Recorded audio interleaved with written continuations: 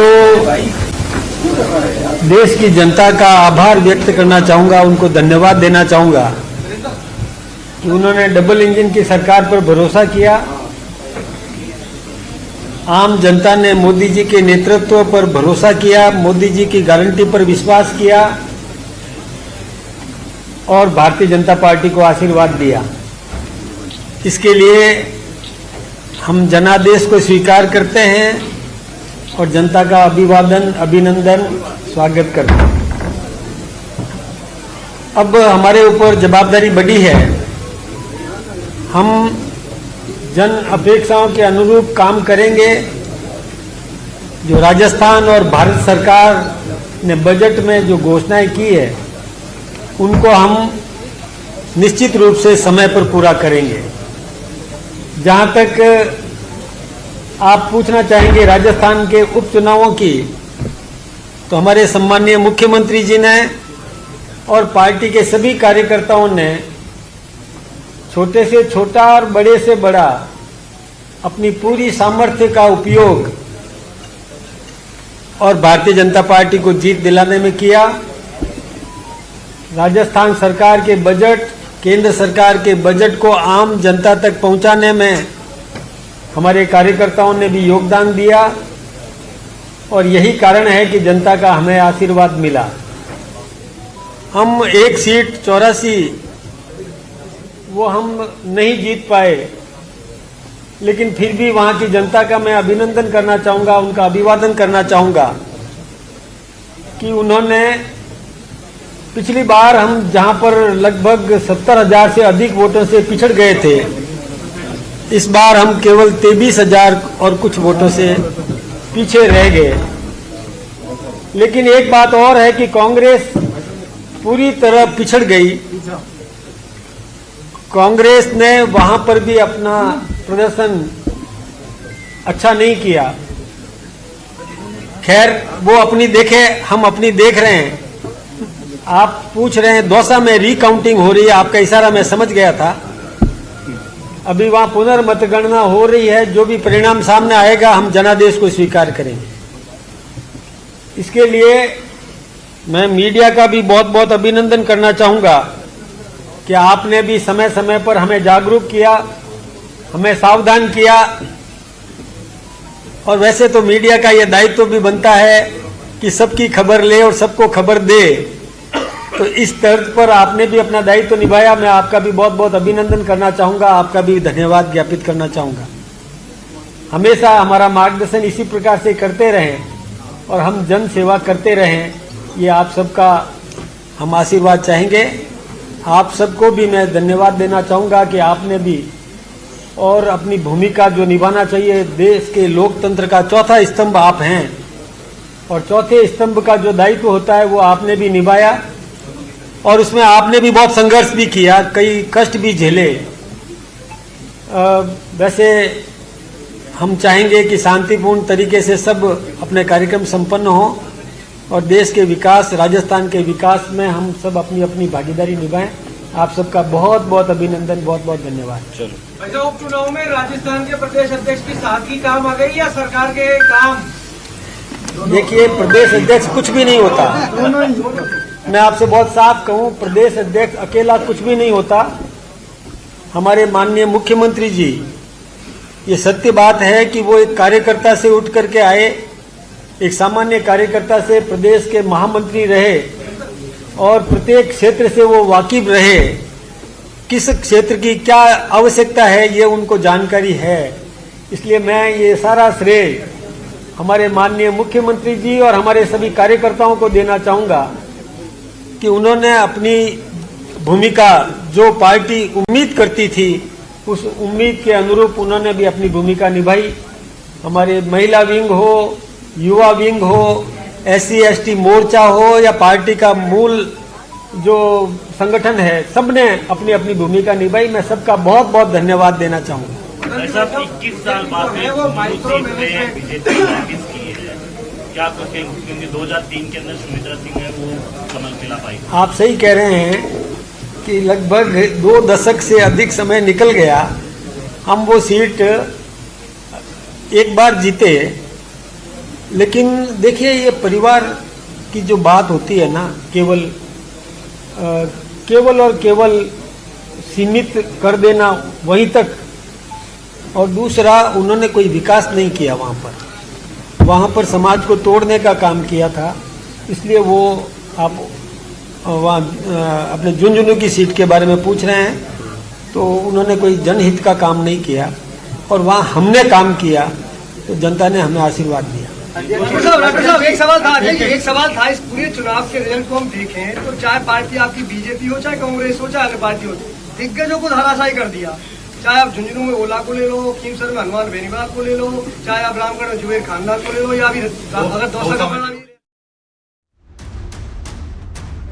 को अभी मत जोड़िए, रिकाउंटिंग चल रही है, उसका परिणाम आने दो, उसके बाद ही अपन दौसा के बारे में बात करेंगे। लेकिन ये बात तय है कि किसी को भी बाहुबली बनने की कोशिश नहीं करना चाहिए।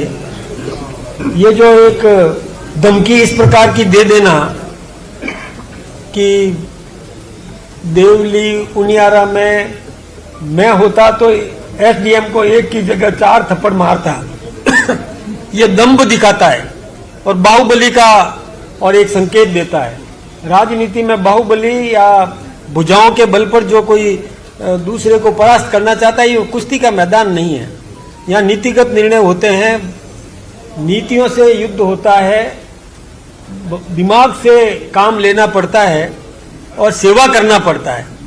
अधिक सेवा करने का यदि कोई कंपटीशन करे तो अच्छी बात है, लेकिन मैं मारता, अधिक मारता, ये बात कह देना, मैं सोचता हूं कि किसी भी राजनेता को शोभा नहीं देता। उनको जनता ने सबक सिखाया।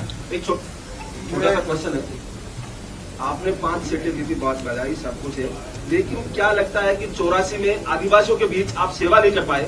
क्योंकि सेवा के दम पर अगर 5 सीटें जीत पाते हैं तो क्या लगता है कि 84 में आदिवासियों के बीच में पार्टी सेवा के कार्य नहीं पहुंचा पाई? देखिए, वहाँ हमने बहुत काम किया और बहुत काम किया, उसी का परिणाम है कि अभी हम केवल और केवल 23,000 से पिछड़े। पिछली बार हम 74,000 से पिछड़े थे। कोई बात नहीं, हम और सेवा करेंगे और अधिक सेवा करेंगे, उस इलाके में भी अपना वजूद कायम करेंगे और हम वो फिर से चुनाव जीतेंगे।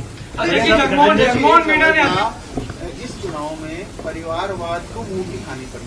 ओला परिवार झुंझुनू का उदाहरण है, और अभी क्योंकि दौसा में तो रिकाउंटिंग चल रही है, यहाँ पर आपने आपके ही मंत्री के भाई को टिकट दिया था। क्या आपको लगता है कि ये कहीं ना कहीं जो आप लोगों की टिकट रिटर्न की रही थी तो खामी रही? देखिए, हम तो जनादेश को स्वीकार करते हैं। हमारी बात में तो बहुत साफ बात है कि हम ये पूरा प्रयास करते हैं कि सेवक को अवसर देते हैं, लेकिन बाकी तो मठाधीश बन करके बैठे हुए थे। दौसा में हमने देखिए कई बार सवर्ण को भी टिकट दिए, लेकिन चुनाव होता है और चुनाव में जन अपेक्षा हम पता कर लेते हैं पहले, और पहले हम भी गए इलाके में, हमने दौरे किए। चुनाव में उम्मीदवार की घोषणा से पहले हम लोग गए थे, हमारे प्रभारी जी भी साथ में थे, हमारी उस समय की सह प्रभारी भी हमारे साथ थी। प्रत्येक क्षेत्र में हमने जाकर के और जनता से चर्चा की, कार्यकर्ताओं से राय मशविरा किया, उसके बाद ही हमने मैदान में उम्मीदवार उतारा है। धन्यवाद। कोई जाति के आधार पर नहीं उतारा, परिवार के आधार पर नहीं उतारा, और हमें आशीर्वाद मिला। धन्यवाद। हनुमान बेनीवाल ने कहा है अपने ही बेवफा हो गए। अब ये उनका किसके प्रति था, अब उनको किससे उम्मीद थी, ये तो वही बता पाएंगे, मुझे नहीं मालूम इस विषय पर। धन्यवाद। और मैं कोई ऐसी बात कर भी नहीं सकता। मैं तो कह रहा हूँ हमारा संगठन पूरा सक्रिय था। तो अब मैं धन्यवाद दूं। क्या आप क्या पूछना चाहते हैं? एक रहेंगे तो सेफ रहेंगे, ये नारा पूरे देश में गूंजा। जो उत्तर प्रदेश से नारा शुरू हुआ, महाराष्ट्र में गूंजा, आपके राजस्थान में गूंजा, क्या इसका असर पड़ा? क्योंकि विपक्ष ने इसको परिणाम आपके सामने है, पूरे देश का परिणाम आपके सामने है। फोटोग्राफ एक मिनट, यूं कर लो, दोनों विक्ट्री साइड अपन सब करो भाई, करो ये।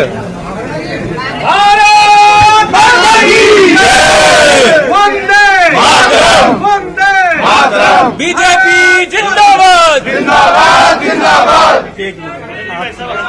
बीजेपी जिंदाबाद। एक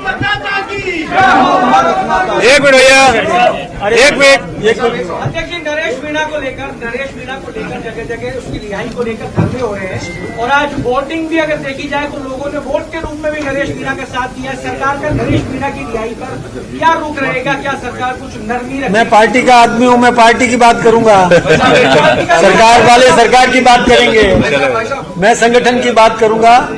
मैं पार्टी को केंद्र की राह क्या होगी? केंद्र की राह विकास की होगी। विकास के नाम पर हम काम करेंगे और विकास करेंगे, बढ़ चढ़ के विकास करेंगे। धन्यवाद। सर में हमारे बेटीवाल ने कहा राजेंद्र सिंह ने अपना मूंछ वाला जो बयान दिया था उसकी वजह से मैं हारा हूँ। देखिए, मैं तो एक मिनट रुको भैया। देखिए, मैं तो यही कहना चाहूंगा, कोई भी राजनेता भीष्म पितामह की तरह प्रतिज्ञा नहीं करे, ठीक है ना? प्रतिज्ञा करना कोई ठीक नहीं है। काम करो, काम ठीक ही है। हनुमान बेनीवाल ने कहा कि मेरी पार्टी में भी ऐसे नेता है, आपको लेकर कहा। अच्छी बात है ना, मेरे जैसे नेता उनके पास है तो ठीक है, सुधर जाएंगे